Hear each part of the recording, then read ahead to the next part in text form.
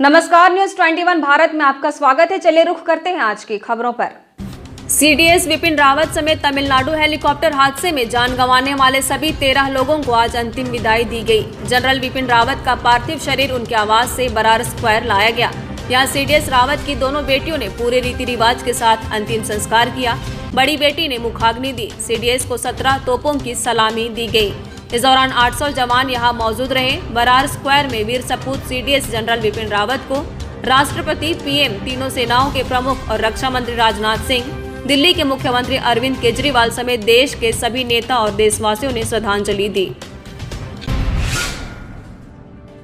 तमिलनाडु के कुन्नूर में हेलीकॉप्टर हादसे में सीडीएस जनरल विपिन रावत, उनकी पत्नी और सशस्त्र बल के अन्य अधिकारियों के निधन पर इंडोर स्टेडियम दुमका में ताइक्वांडो के छात्र छात्राओं ने 2 मिनट का मौन रखकर उन्हें श्रद्धांजलि अर्पित किया।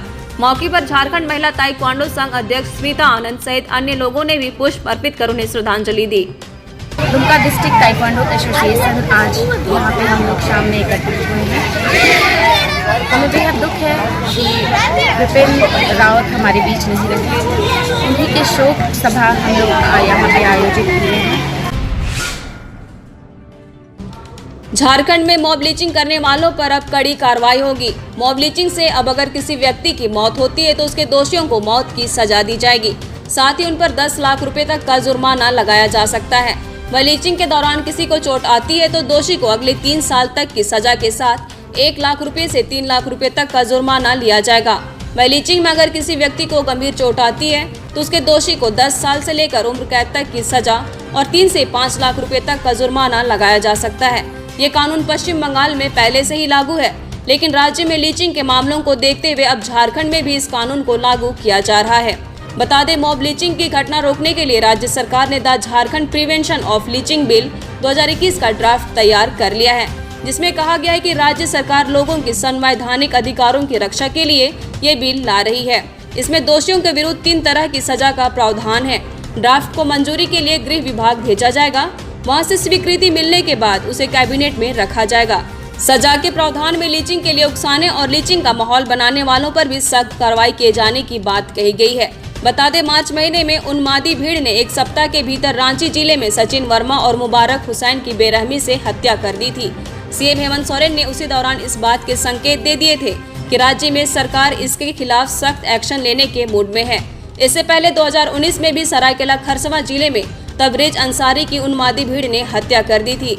इससे देश दुनिया में जमकर झारखंड की आलोचना हुई थी।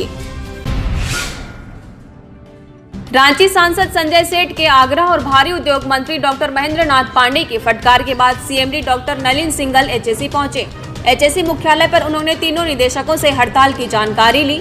इसके बाद उन्होंने ट्रेड यूनियन के नेताओं के साथ बैठक की। इस दौरान सीएमडी ने 22 दिसंबर तक कुछ वेतन दिए जाने की बात कही, लेकिन उन्होंने स्पष्ट तौर पर ये नहीं बताया कि कितना वेतन भुगतान किया जाएगा।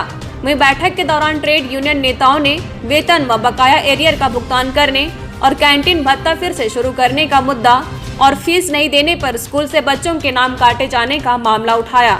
इस पर सीएमडी ने निदेशक कार्मिकों को इसका हल निकालने साथ ही कैंटीन सुविधा शुरू करने का आश्वासन दिया। इधर बैठक के दौरान गेट के बाहर उम्मीद लिए बैठे कर्मचारियों ने सीएमडी के उनसे मिले बगैर दिल्ली रवाना होने पर दुख जताया। उन्होंने कहा कि जब तक वेतन भुगतान नहीं किया जाएगा वे काम पर वापस नहीं लौटेंगे। अंतर्राष्ट्रीय मानवाधिकार दिवस के अवसर पर साहिबगंज महाविद्यालय में एनसीसी कैडेट्स और एनएसएस छात्र छात्राओं को स्वच्छता व कोरोना टीकाकरण को लेकर संविधान कर्तव्य पालन की याद दिलाई गई।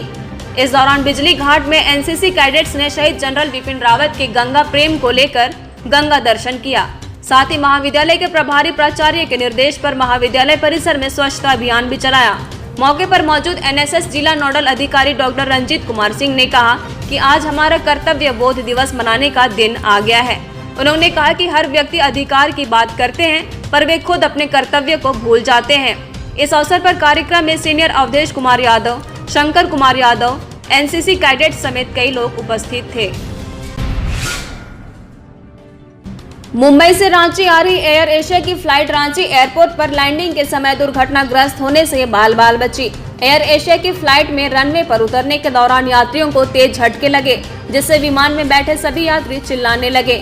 यात्रियों के मुताबिक लैंडिंग के समय अचानक लगाए गए ब्रेक से तेज झटका लगा, जिससे विमान में सवार करीब 110 यात्री चिल्लाने लगे। वहीं एप्रन पर विमान को लाने के बाद विमान की जांच शुरू की गई तो विमान के लैंडिंग गियर से ऑयल लीकेज पाया गया। जांच के दौरान विमान में और कई तकनीकी खराबी की बात सामने आई, जिसके बाद विमान को 6 घंटे के लिए ग्राउंडेड करने का निर्णय लिया गया, जिसके कारण विमान शाम के 6 बजे रांची से मुंबई के लिए उड़ान भरी। इधर इस मामले में एयरपोर्ट अफसरों ने कहा कि हार्ड लैंडिंग की जांच रिपोर्ट मुख्यालय और DGCA को भेज दी जाएगी। राज्य में अब 12 दिसंबर के बाद लोगों को ठंड की मार झेलनी पड़ेगी। मौसम विभाग के अनुसार राज्य में ठंड बढ़ने के आसार हैं। राज्य भर के न्यूनतम तापमान में अगले 24 घंटे में 2 से 4 डिग्री सेल्सियस गिरावट के आसार हैं।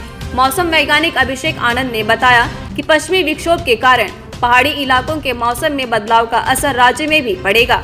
अभिषेक आनंद ने बताया कि फिलहाल जो हवाएं चल रही हैं, इसमें पूर्वा हवा का भी अंश है। इसी के प्रभाव से अभी आसमान में आंशिक बादल छाए हुए हैं और तापमान में कमी नहीं हुई है। उन्होंने बताया कि आने वाले 3-4 दिनों में उत्तर दिशा से हवा का बहाव शुरू हो जाएगा, जिससे दिन में ठंड और रात में ठिठुरन बढ़ेगी। देश के पहले chief of defence staff general Bipin Rawat, उनकी पत्नी मधुलिका रावत समेत 13 अफसरों की दुखद मौत पर न्यूज़ 21 भारत की टीम उन्हें श्रद्धांजलि अर्पित करती है।